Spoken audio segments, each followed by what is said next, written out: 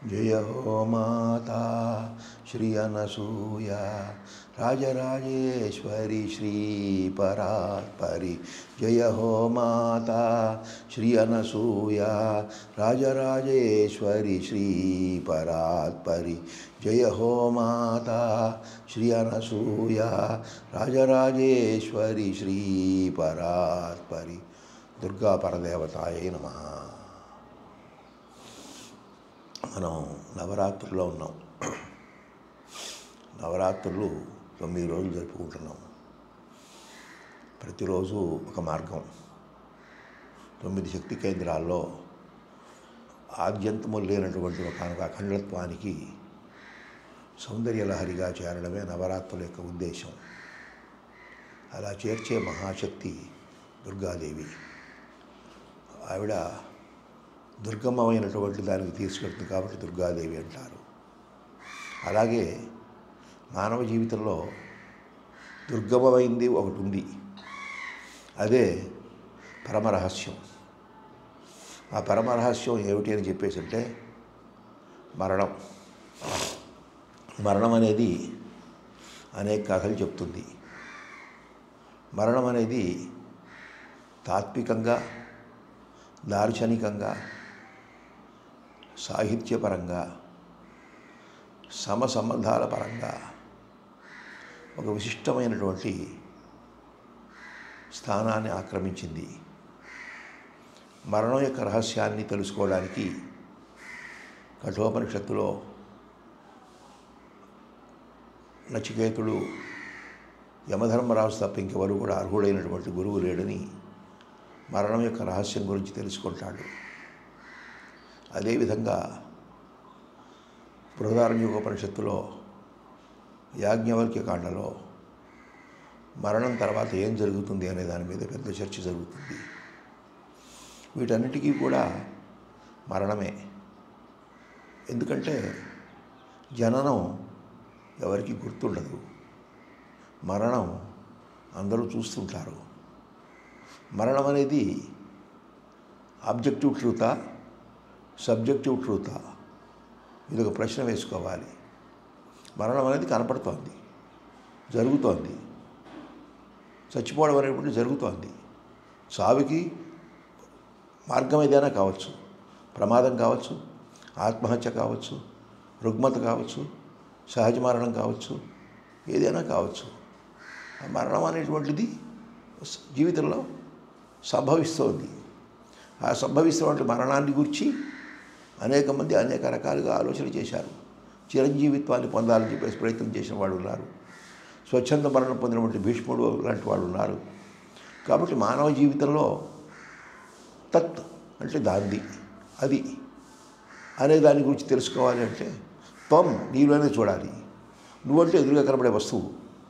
దృశ్యంలో కనపడేటువంటి ఆ కనపడనటువంటి అవ్యక్తాన్ని చూడడానికి ఒక మార్గం ఏంటంటే మరణం.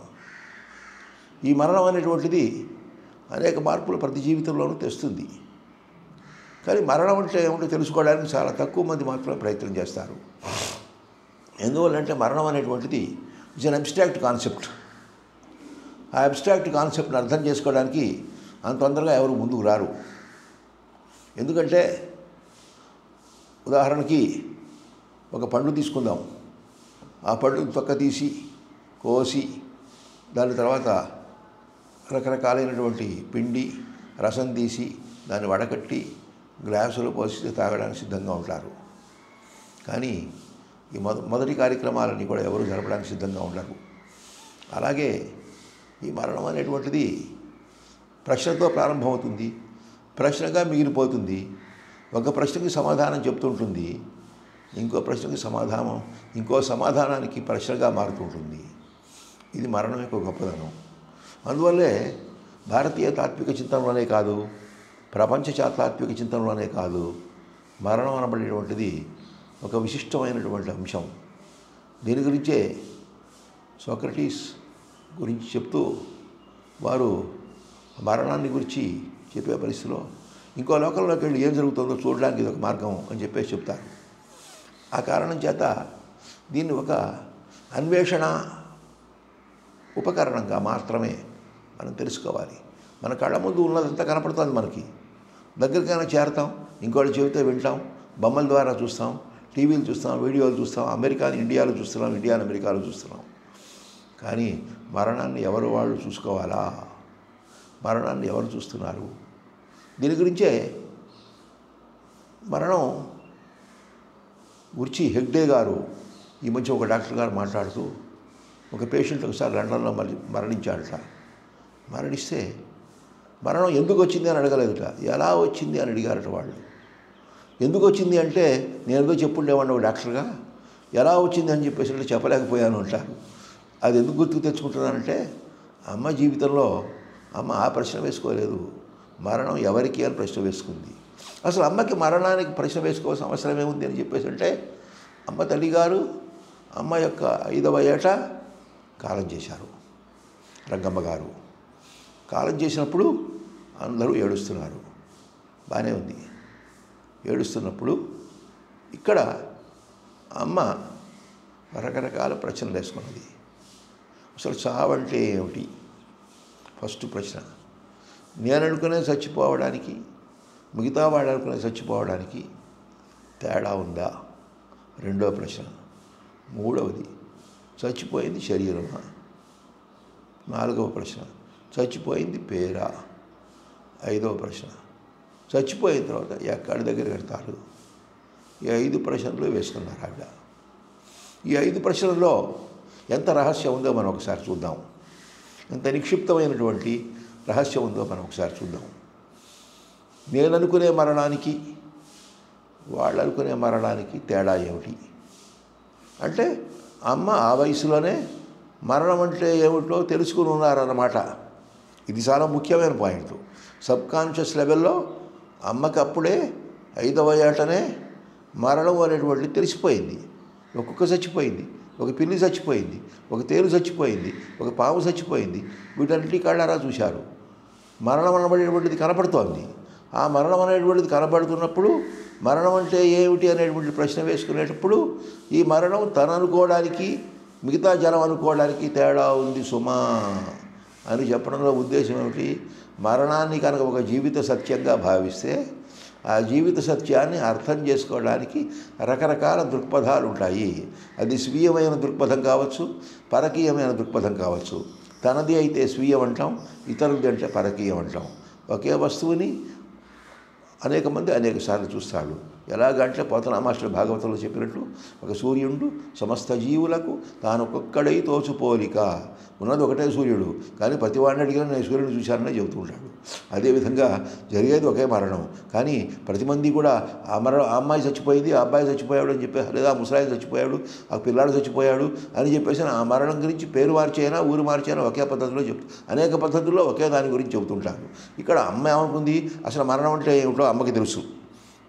కానీ వీళ్ళు అనుకునే మరణానికి నేను అనుకునే మరణానికి తేడా ఏమిటి అని ఒక ప్రశ్న వేసుకుంది. రెండవది, మరణం ఎవరికి? శరీరానికా? ఆ శరీరం కనపడుతోందిగా. రంగమ్మ గారు చచ్చిపోయారు, రంగమ్మ గారి శరీరం అక్కడే ఉంది, అంటే శరీరం మరణించడం లేదు. శరీరం మరణించడం లేదంటే మరి మరణించింది ఎవరు? రెండవ ప్రశ్న. మూడవది, రంగమ్మ గారు మరణించారు, రంగమ్మ గారు అంటే రంగమ్మ గారు అనే పేరు కలిగిన శరీరమా? ఒక శరీరం ద్వారా సూచింపబడుతున్నటువంటి రంగమ్మ గారు అనేటువంటి కానక భావన, ఆ భావన మరణించలేదు. రంగమ్మ గారు అనే పేరు కలిగిన వాళ్ళు పోలేదు.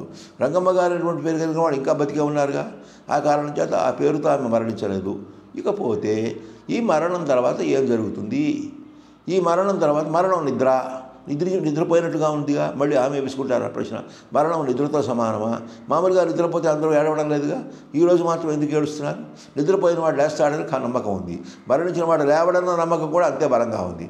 ఆ కారణం చేత నిద్రపోయినప్పుడు ఏడవడం లేదు, మరణించినప్పుడు ఏడుస్తున్నారు. ఏడుస్తున్నది వాళ్ళు వెళ్ళిపోయారనా, వీళ్ళు వెళ్ళిపోయారనా? ఇది కూడా ప్రశ్న. వాళ్ళకి బంధాలు తెగిపోయాయి, వాళ్ళు వెళ్ళిపోయారు, అదృష్టవంతులు. అంత అదృష్టవంతులు మేము కాకపోయాం సుమా, మేము ఇంకా ఈ బాధలు ఎంతకాలం పడాలో అని చెప్పేసి వీళ్ళు ఏడుస్తున్నారా? లేదా ఆ అమ్మ ఏదో నాకు బాగా దగ్గర, నాకు బాగా ఆ అమ్మ ఆ పిల్లాడేటో నాకు బాగా దగ్గర, ఆయన ఏదో మా ఆయన నన్ను ఎప్పుడు కౌగిలించుకునేవాడు, ఆయన చచ్చిపోయాడు. ఇలాగా రకరకాలుగా భావాలు తీసుకునేటప్పుడు ఈ రకమైనటువంటి స్థితిలో ఉండేటువంటి మరణం అనేటువంటి దానికి ఎవరు ఏ అర్థం చెప్పుకున్నా చెల్లబాటు అవుతుంది. కానీ దాని అర్థం ఏమిటో అనర్థం ఏమిటో అంతరార్థం ఏమిటో ఎవరికీ అర్థం అవడం లేదు. అక్కడే మరణం అనేటువంటిది ఒక మరణానికి కాదు, అనేక మరణాలకు తవతిస్తోంది. ఈ పరిస్థితుల్లో ఇక్కడ అమ్మ ఇంకో ప్రశ్న వేసుకున్నారు. వాళ్ళందరూ కూడా ఏడుస్తూ అడిగారు, మరణం అంటే ఏమిటి? రాజమ్మ గారిని అడిగారు. ఏముందమ్మా, ఎక్కడి నుంచి వచ్చిందో అక్కడికే వెళ్ళిపోయింది అన్నారు. అంటే ఎక్కడి నుంచో రావడం, ఎక్కడికి పోవడం. ఇక్కడ రెండు ఉన్నాయి విశేషాలు. ఒకటి రావడం, రెండవది పోవడం. రావడం అంటే ఒక లక్ష్యం నుంచి ఇంకో లక్ష్యానికి కిందకి రావడం. అదే పోవడం అంటే కింద నుంచి లక్ష్యానికి పైకి పోవడం. ఏది పోతోంది, వస్తున్నదేది, పోతున్నదేది. దేహం పోవడం లేదు, పేరు పోవడం లేదు, వాయువు ఇక్కడే ఉంది, అందరూ తలుచుకుంటున్నారు, స్మృతి పోవడం లేదు, మరి పోతున్నదేది? ఇది ప్రశ్న అమ్మ వేసుకుంది. ఇన్ని ప్రశ్నలు మనం వేసుకుంటే మనకి పిచ్చెక్కిపోతుంది. ఎందువల్ల అంటే మనం 70 ఏళ్ళు వచ్చినా 80 ఏళ్ళు వచ్చినా చావంటే భయపడుతూనే ఉన్నాం. కాబట్టి చావంటే అసలు ఎందుకు భయపడుతున్నామంటే చావంటే అర్థం కాక, అర్థమైన వాడికి భయం ఉండదు. అర్థం కాని దాన్ని చూసే భయపడతాం. ఏదైనా మొక్కకి మర్రి చెట్టు అని పేరు ఉందనుకోండి, మర్రి చెట్టు అంటాం. మామిడి చెట్టు ఉందనుకోండి, మామిడి చెట్టు అంటాం. అంతేగాని పిచ్చి మొక్క అంటాం. ఒక్కోసారి మొక్కకి పిచ్చా, మనకి పిచ్చా. ఆ మొక్క పేరేమిటో అర్థమైతే ఆ పేరుతో పిలుస్తాం. అది అర్థం కాకపోతే పిచ్చి మొక్కలు అంటాం. అలాగే మరణం కూడా ఏమిటి? అదొక పిచ్చా, కాలంలో వచ్చినప్పుడు ఒక పరిణామమా, అదొక షార్ట్ సర్క్యూటా, అదొక లాంగ్ సర్క్యూటా? అటువంటిప్పుడు దాని కాలంలో వచ్చినటువంటి పరిణామం ఏమిటి అని చెప్పేసి దీనికి సైంటిస్టులు ఒక మాట చెప్పారు. ఏమని చెప్పేసి ఒక వేదాంతి మహర్షి అనేటువంటి ఆయన ఏం చెబుతారంటే, మన శరీరంలో జీవకాంత శక్తి అనేది ఉంటుంది. ఆ జీవకాంత శక్తి మౌలిక లైంగిక ద్రవాన్ని అనుసరించి పనిచేస్తుంది. ఆ జీవకాంత శక్తి ఎప్పుడైతే అంతరించిపోతుందో, ఆ మౌలిక లైంగిక ద్రవంలో అది సృష్టించే శక్తి ఎప్పుడైతే తగ్గిపోతుందో దాన్ని మరణము అన్నారు. అయిపోయింది. కాబట్టి ఒక సిద్ధాంతం రకరకాలుగా చెప్పుకుంటూ వచ్చారు. ఇక్కడ సిద్ధాంతం రాద్ధాంతం గురించి మనం ఆలోచించద్దు. మరణం అనబడేటువంటిది ఒక సంఘటనగానే మనం తీసుకుందాం. ఆ సంఘటన అమ్మ జీవితంలో ఎదురైనప్పుడు అమ్మ దాన్ని ఎలాగా ఎన్కౌంటర్ చేస్తున్నది, అది మోస్ట్ ఇంపార్టెంట్. ఆ కౌంటర్ చేసినప్పుడు ఫస్ట్ చావంటే ఏమిటి ప్రశ్న వేసుకుంది. చావంటే కదలకుండా ఉండడం కాదు, కదలకుండా చాలామంది ఉంటున్నారు. ప్రాణం పోవడం కాదు. సో చావు అనబడేటువంటిది ఏమిటి ప్రశ్న వేసుకున్నారు. చావు ఎవరికి అని ప్రశ్న వేసుకున్నారు. చావు శరీరానికా అని ప్రశ్న వేసుకున్నారు. చావు పేరుకా అని ప్రశ్న వేసుకున్నారు. చావుకి నిద్రకి తేడా ఉంది కదా అని ప్రశ్న వేసుకున్నారు. చచ్చిపోయిన తర్వాత ఎక్కడికి కడతారు? దేవుడి దగ్గరికి కడతారు. కాబట్టి ఇక్కడ ప్రశ్నకి సమాధానం దొరికింది. దేవుడు అనే దానికి ఒక సమాధానం దొరికింది. ఇక్కడ అమ్మ కథ ముందుకెడుతుంది కొంచెం. ఇప్పుడు ముందుకు తీసుకెళ్ళడానికి దేవుడు అనేటువంటి ఒక తాళం చెవి దొరికింది. ఈ దేవుడు అనేటువంటి ఒక తాళం చెవి దొరికిన తర్వాత ముందుకు వెడదాం మనం కొంచెం ముందుకి. ఇక్కడ అమ్మకు చచ్చిపోయిన తర్వాత అమ్మమ్మ గారు చచ్చిపోయిన తర్వాత అమ్మమ్మ గారు అని పిలుస్తారు పుస్తకంలో. అమ్మమ్మ గారు చచ్చిపోయిన తర్వాత అమ్మ చంటిపిల్ల అయినప్పుడు కూడా అమ్మకు మనం తెలివిదాటి మిగతా వాళ్ళు ఎవరికి లేవు. అదే గొప్ప విషయం. ఆ శరీరం మాట్లాడలేదు, మిగతా శరీరం మాట్లాడలేదు కాబట్టి ఆవిడ మాట్లాడకుండా ఉండాలి, మారం చేయకూడదు, ఆకలి నడకూడదు, గొడవ చేయకూడదు అని తనకి తాను ఒక కట్టుబాటు పెట్టుకున్నారు. ఈ పరిస్థితుల్లోనే అమ్మమ్మ గారి పైన కొన్ని రోజులకి ఇంట్లో ఒక పిల్లి చచ్చిపోతుంది. ఇది చాలా గొప్ప సంఘటన. పిల్లి చచ్చిపోవడం అనబడేటువంటిది పెద్ద విషయం కాదు, కానీ పిల్లి చచ్చిపోయినప్పుడు ఏం జరుగుతుంది అనేటువంటిది గొప్ప విషయం. అది ఒక ప్రాసెస్గా మనకి అమ్మ జీవిత మహోదతిలో వర్ణించడం జరిగింది. ఒకరోజు బాదమాకులతో రోజు విస్తాడు కుట్టుకుంటున్నారు. ఆ కుట్టుకునేటువంటి పరిస్థితుల్లో ఆ పక్కన ఒక పిల్లి గబగబా దెబ్బతింటూ ఉంటుంది. ఈ శ్వాస పీలుస్తుంటే తాతగారిని అడుగుతుంది, చిదంబరరావు తాతగారిని అడుగుతుంది అమ్మ, అయ్యా ఆ పిల్లి స్థితి ఏమిటంటే ఆయన చావడానికి సిద్ధంగా ఉంది అంటుంది. అనేటప్పటికీ అమ్మ వెళ్ళి ఆ పిల్లి కళ్ళల్లోకి చూస్తుంది. చూసేటప్పటికి పిల్లి కళ్ళల్లో తన బొమ్మ కనిపిస్తుంది. అప్పుడు తన బొమ్మ కనిపించినప్పుడు తన కళ్ళల్లో కూడా పిల్లి బొమ్మ కనిపిస్తుంది కదా అనుకుంటుంది. అనుకున్న తర్వాత కాసేపటికి బొమ్మ కనపడడం ఆగిపోయి శ్వాస కూడా ఆగిపోతుంది. ఇక్కడ శ్వాస ఆగిపోతుంది. శ్వాస ఆగిపోయిన తర్వాత అమ్మ ఏం చేస్తుంది? ఒక ప్రయోగం చేస్తుంది. అక్కడ శ్వాస ఆగిపోయింది కదా, శ్వాస ఆగిపోయిన తర్వాత ఏం చేద్దామో చూద్దామని తను శ్వాస మోసుకుంటుంది. శ్వాస మోసుకునేటప్పటికీ స్పృహ తప్పిపడిపోతుంది. మళ్ళీ దీనికి కాసేపటికి శ్వాస రావడం, శ్వాస మోసుకోవడం, శ్వాస మోసుకోవడం. ఇది ఒక చిన్నపిల్ల ఆటలు మొదలు పెడుతుంది ఆవిడ. అంటే దీనివల్ల ఏం జరుగుతుంది? శ్వాస మూసుకుంటే నేను చచ్చిపోతానా? కాదు. శ్వాస ఆగిపోతే చచ్చిపోతానా? కాదు. శ్వాస బంధిస్తే చచ్చిపోతానా? కాదు. శ్వాసకి చావుకి సంబంధం లేదు అని ఒక తీర్మానాన్ని చేస్తారు ఆవిడ. మరి దేవుడు అనేవాడు ఇంకా నెక్స్ట్ స్టెప్ ఉన్నాడు. దేవుడు అంటే ఎవరు? చచ్చిపోయిన తర్వాత దేవుడి దగ్గరికి వెళ్తామా? దీన్నే ఇప్పుడు ఈ పిల్లితో చేసినటువంటి సంఘటననే ఈ పుస్తకంలో సహజ ప్రాణాయామ సిద్ధి అని చెప్పేసి అన్నారు.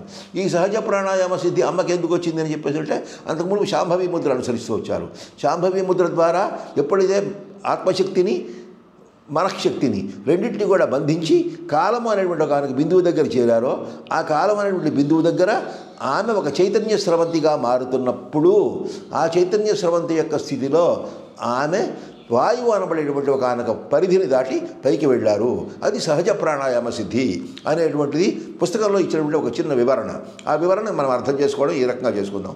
ఆ సహజ ప్రాణాయామ సిద్ధి అనేటువంటి ఎడిటర్ పెట్టినటువంటి ఒక సబ్ హెడ్డింగు. కాబట్టి ఆ సహజ ప్రాణాయామ సిద్ధి అనబడేటువంటిది అమ్మ స్వయంగా దాన్ని అనేక పర్యాయాలు అనుభవిస్తూ వస్తున్నారు. సో కాబట్టి ఇక్కడ అమ్మ రెండు స్థితులు చేశారు. మొట్టమొదటిది సూర్యనాడి చంద్రనాడి అని పిలువబడేటువంటి ఆ నాడులను బంధించి కాలము యొక్క బిందువు దగ్గరికి చేరడం. రెండు, కాలము యొక్క బిందువుతో పాటుగా వాయువు యొక్క బిందువుతో అనుసంధానం చేసుకుని ఆ వాయువు యొక్క బిందువుని అర్థం చేసుకోవడం. ఇక్కడే ఇంకొక ప్రశ్న మనందరికీ రావాల్సింది, అమ్మకు కూడా రావాల్సింది. అమ్మ అక్కడ వేయనటువంటిది మనం వేసుకోవలసినటువంటి ప్రశ్న ఏమిటి అని చెప్పేసి అంటే, ప్రతిబింబం ఎందుకు కనిపించింది పిల్లి కళ్ళలో? ఆ ప్రతిబింబం ఎందుకు ఆగిపోయింది? ఇది ఒక ప్రశ్న, మనం సైంటిఫిక్ ప్రశ్న వేసుకోవాలి. ఇది వాయువు ప్రవాహం. ఈ వాయువు ప్రవాహం ఎప్పుడైతే వచ్చిందో ఈ వాయువు అనబడేటువంటిది శరీరంలో ప్రవహిస్తుంటుంది. ఈ శరీరం ఒక గొట్టం అనుకుందాం. ఈ గొట్టంలో ఒక వాయువు నీళ్లు ప్రవహించినట్టుగానే వాయువు ప్రవహిస్తోంది. ఈ గొట్టం అనబడేటువంటి ఒక ద్రవ్యరాశికి వాయువు అనేటువంటి ద్రవ్యరాశికి మధ్య ఒక రకమైనటువంటి ఘర్షణ జరుగుతుంది. ఆ ఘర్షణలో వేడి ఉత్పన్నమవుతుంది. ఈ వేడే కళ్ళల్లో ఏం జరుగుతుంది? వెలుగుగా మారుతుంది. ఆ మారినప్పుడు ఆ వెలుగులో మన బొమ్మ కనపడుతుంది. ఎప్పుడైతే వాయువు చలనం క్రమంగా ఆగిపోయిందో, ద్రవ్యరాశి యొక్క ఒత్తిడి ఆగిపోయిందో, అక్కడ ఈ అగ్ని అనబడేటువంటిది ప్రజ్వరిల్లడం ఆగిపోతుంది. అంటే మీకు చిన్న ఉదాహరణ చెప్పాలంటే, ఒక దీపం ఉంది. దీపం వెలుగుతుంటుంది. ఒత్తి అయిపోతున్న కొద్దీ కొడి కడుతుంటుంది. కొడి కట్టిన తర్వాత దులిపితే మళ్ళీ కాసేపు మళ్ళీ తిరిగి పెరుగుతుంది. ఆ ఆయువు కింద ఉండేటువంటి నూనె కూడా అయిపోయిన తర్వాత ఆ మొత్తం ఉన్నప్పటికీ కూడా అది ఉండదు. కాబట్టి అదేవిధంగా ఇక్కడ ద్రవ్యరాశి అయినటువంటి మాంసల శరీరము, వాయువు, వీటి మధ్య ఒత్తిడి, ఈ ఒత్తిడి తాలూకు స్పర్శ, ఈ స్పర్శ వల్ల వచ్చినటువంటి ఉష్ణము, ఈ ఉష్ణము వల్ల వచ్చేటువంటి అగ్నితత్వము, అగ్నితత్వం యొక్క స్పందన, ఈ స్పందన యొక్క ప్రతిబింబము, బయట సూర్యుడి యొక్క కాంతి ఎటువంటిదో అటువంటి సూర్యకాంతికి ఒక చిన్న నమూనా, మైక్రో నమూనా, ఒక small chip of a solar energy అని చెప్పేసి అనుకుందాం. అది కళ్ళలో రెటీనాలో వెలుగుతూ ఉంటుంది. అప్పుడు మన బింబం కనిపిస్తూ ఉంటుంది. కాబట్టి రెటీనా అనేటువంటిది ఒక అర్థమైనప్పుడు, ఈ మాంసం అనేటువంటి దానికి పూసినటువంటి పూత అయినప్పుడు ఈ వెలుగులో బొమ్మ కనిపిస్తూ ఉంటుంది. ఆ కారణం చేత చీకట్లో కూడా మనకు కాసేపటికి బొమ్మ కనిపించినట్టుగానే అదేవిధంగా వెలుగులో కూడా బొమ్మ కనిపిస్తుంటుంది.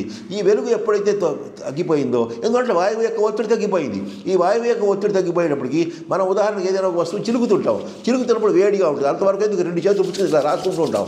ఈ రాసుకుంటున్నప్పుడు వేడి పుడుతుంటుంది. ఈ వేడి పుట్టినప్పుడు క్రమంగా రాసుకోవడం ఆగిపోతుంటే వేడి క్రమంగా తగ్గిపోతుంది. ఇదే సిచ్యువేషను మనకి లోపల కళ్ళలో జరుగుతోంది. ఈ శ్వాస వెడుతున్న కొద్దీ అక్కడ వేడి పుడుతుంటుంది. వేడి పుడుతున్న కొద్దీ ఏదైనా బొమ్మ కనపడుతుంటుంది. ఆ వేడి తగ్గిపోయిన కొద్దీ అక్కడ రిప్రజెంటేషన్ తగ్గిపోతుంది. ఆ బొమ్మ మందగిస్తుంది. శ్వాస తగ్గిపోతుంది, వేడి తగ్గిపోతుంది. అందుకే ఒళ్ళు చాలా పడిపోయేది కింద పెట్టండి అంటారు. ఇది ఫిజిక్స్. ఈ ఫిజిక్స్ని అమ్మ అర్థం చేసుకున్నారు. అర్థం చేసుకుని ఇప్పుడు వెతుక్కోవాల్సింది ఎవరి గురించి? దేవుడి గురించి వెతుక్కోవాలి. అమ్మగారికి ఇక్కడ అడిగేవాళ్ళు ఎవరు లేరు, ఇంట్లో పట్టించుకునే వాళ్ళు ఎవరు లేరు. 4 ఏళ్ల పిల్లలు 5 ఏళ్ల పిల్లల్ని పట్టించుకునేంత స్తోమత ఉన్నటువంటి కుటుంబీకులు కాదు. ఎవరి పనులు వాళ్ళవే. అమ్మగారి పని అమ్మగారిదే, తాతగారి పని తాతగారిదే, మామగారి పని మామగారిదే, నాన్నగారి పని నాన్నగారిదే. వాళ్ళ నాన్నగారికి ఏమిటి? భార్య పోయిందని బాధ, ఇంకోళ్ళకి పోయారని బాధ, ఇంకోళ్ళకి ఇంకో రకమైన బాధ. ఎవరి బాధలో వాళ్ళు తనమనకలై ఉన్నారు. ఆ రోజుల్లోనే ఇప్పుడు చెప్తుంది 1929లో కదా. అది కూడా ఒక సామాన్యమైన ఒక మధ్యతరగతి కుటుంబంలో కథ. అప్పుడు బాపట్లలో జరిగినటువంటి కథ. బాపట్ల అంటే ఒక చిన్న నగరం. ఇప్పుడు ప్రస్తుతం జిల్లా హెడ్ క్వార్టర్స్ అయింది ప్రస్తుతం. కాబట్టి అక్కడ జరుగుతున్నటువంటి ఒక సామాన్యమైన బ్రాహ్మణ కుటుంబంలో ఆయన వకీలు గారు, ఆ వకీలు గారి ఇంట్లో జరుగుతున్నటువంటి కథ మొత్తం అంతా ఇతివృత్తం అంతా కూడా అనమాట. ఈ ఇతివృత్తంలో కనుక తీసుకుంటే ఎవరి బాధలు అప్పటికే ఉన్నాయి. ఎవరి బాధలు వాళ్ళు బాధపడుతూనే ఉన్నారు. ఒకరికి ఒంటి బాధ, ఒకరికి పట్టి బాధ అన్నట్టుగా, ఒకరికి ఇంకోటి కంటి బాధ. సో ఎవరి బాధలు వాడు పడుతున్నారు. ఈ బాధల్లో అమ్మకి ఇంకో బాధ ఏమొచ్చింది? సావు బాధ వచ్చింది. ఈ సావు బాధ చచ్చిపోయిన తర్వాత దేవుడి దగ్గరికి వెళ్తారు. దేవుడి దగ్గరికి వెళితే దేవుడు అంటే ఎక్కడ ఉంటాడు? దేవుడిని ఎలా అర్థం చేసుకోవాలి? దానితో అమ్మ కాళ్ళు దేవాలయం వైపుకి వెళ్ళాయి. అమ్మ ఎక్కడికి తిరిగినా అడిగేవాళ్ళు లేరు. చిన్నపిల్ల ఎక్కడికో పెడుతుందిలే వస్తుందిలే అని చెప్పేసుకున్నారు. పట్టించుకునేవాళ్ళు లేదు, అదుపు లేదు, ఆజ్ఞ లేదు. అందరికంటే చిన్నపిల్ల, తల్లి లేదు, పట్టించుకునేవాళ్ళు లేడు, తండ్రి పట్టించుకోడు, అన్నగారు పట్టించుకోడు. ఈ రకమైనటువంటి ఒక స్థితిలో అమ్మంత స్వేచ్ఛాజీవి ఇంకొక ఆవిడ లేదు. ఎంత స్వేచ్ఛాజీవి అని చెప్పేసి అంటే అమ్మే స్వేచ్ఛాజీవి. ఆ రకమైనటువంటి స్వేచ్ఛాజీవితం అనేటువంటిది అనుభవించేటువంటి కనుక పరిస్థితిలో ఆమె ఒక అత్యద్భుతమైనటువంటి ప్రయోగం చేశారు. ఒకసారి దేవాలయానికి వచ్చారు, భావనారాయణ స్వామి దేవాలయానికి వచ్చారు. ఆ భావనారాయణ స్వామి దేవాలయానికి వచ్చిన తర్వాత అక్కడ గుడిలో దేవుడు ఉన్నాడా అని ఒక ఆయన అడిగారు. బాపట్ల వెంకట్రావు గారిని ఒక ఆయన్ని గుమాస్తా గారిని అడిగారు. అడిగితే దేవుడు అంటే విగ్రహాలా అన్నాడు ఆయన. అమ్మకి ఇంకో ప్రశ్న వచ్చింది. నేను దేవుడు అంటున్నాను, ఆయన విగ్రహాలు అంటున్నాడు. ఆయన నాకంటే పెద్దవాడు, ఆయనకి నిజంగా దేవుడు అంటే తెలిసి ఉండాలిగా. నాకు తెలియదు సరే, ఆయన అడిగాను, ఆయన దేవుడు అంటే విగ్రహాలా అన్నాడు ఏమిటి అంటే విగ్రహం వేరు దేవుడు వేరా అని ఒక ప్రశ్న, కొత్త ప్రశ్న అమ్మ దగ్గరికి వచ్చింది. ఈ ప్రశ్నకి ఈయన సమాధానం చెప్పడు అని ఖాయం అయిపోయింది ఆమెకి. అయిపోయిన తర్వాత గుడిలోకి వచ్చింది, నిదానంగా జారింది. గుడిలోకి వచ్చిన బొమ్మ కనిపించింది. బొమ్మ కనిపించిన బొమ్మకి అలంకారాలు కనిపించింది. అన్నీ కూడా పీకేసి పక్కన పడేసింది. ఆ బొమ్మనంతా కూడా చూసింది. బొమ్మను పిలిచింది, పలకలేదు. కదిపింది, కదపలేదు. ఓహో, పిలిచిన పలకనివాడు, కదిపిన కదలనివాడు దేవుడు అని తీర్మానం చేసుకుంది. ఎంత గొప్ప తీర్మానం! పిలిస్తే పిలకడు పలవడు, కదిపితే కదలడు. అంటే నీ యొక్క ద్రవ్యరాశి యొక్క స్థితికి కదలిక లక్షణం. ద్రవ్యరాశి స్థితిని అధిగమించాడు. శబ్దము యొక్క స్థితి పిలుపుకు లక్షణం. పిలిపి చేసినా పలకడు. ఆ కారణం చేత శబ్ద స్థితిని, ద్రవ్య స్థితిని అధిగమించినటువంటి తత్వం ఏదైతే ఉందో ఆ తత్వము దేవుడని మనం అర్థం చేసుకోవడానికి వీలుగా పిలిచిన పలకనివాడు, కదిపిన కదపనివాడు దేవుడు అనుకుంటారు. ఈ దేవుణ్ణి ఎందుకు పూజించాలి? మళ్ళీ అమ్మ ఇంకో ప్రశ్న వేసుకుంటారు. కరెక్టే, మరి ఆ దేవుడిని ఎందుకు పూజిస్తున్నాం? మనం పిలుస్తున్నాంగా, ఓ దేవుడా నువ్వురా, ఓ దేవుడా నువ్వురా, ఓ దేవుడా నువ్వురా అని చెప్పేసి పిలుస్తున్నాం కదా. 108 పేర్లతో ఒకేసారి పిలుస్తున్నాం. లేదా కొంతమంది ఓపికన వాళ్ళు సహస్రనామాలతో పిలుస్తున్నారు. ఇప్పుడు లలితా పరమేశ్వరికి సహస్రనామాలు చేస్తున్నారు ప్రతిరోజు. ఎన్నిసార్లు వీలైతే అన్నిసార్లు. ఒకసారి పిలిచినా 1000 సార్లు పిలిచినా పిలుపులో శక్తి ఉంటే ఆవిడ పలుకుతుంది. నువ్వు ఎన్నిసార్లు పిలిచినా పిలుపులో శక్తి లేకపోతే నీ గొంతులోనే ఉంటుంది, ఆవిడ గొంతులోనే ఉంటుంది. ఆవిడకి వినపడదు, ఆవిడకి కనపడదు, ఆవిడ కదలదు, ఆవిడ రాదు. అది పరిస్థితి. ఆ పరిస్థితిని అమ్మ అర్థం చేసుకుంది. ఎప్పుడు 5వ ఏటే అర్థం చేసుకుంది ఆవిడ. అందువల్ల దేవుణ్ణి పిలవడం మానేసింది, అందువల్ల ప్రార్థన మానేసింది. దేవుణ్ణి కదపడం మానేసింది, అందువల్ల పూజ మానేసింది. పూజ మానడానికి, పిలుపు మానేయడానికి కారణం ఏంటంటే పిలుపు అంటే స్థుతి.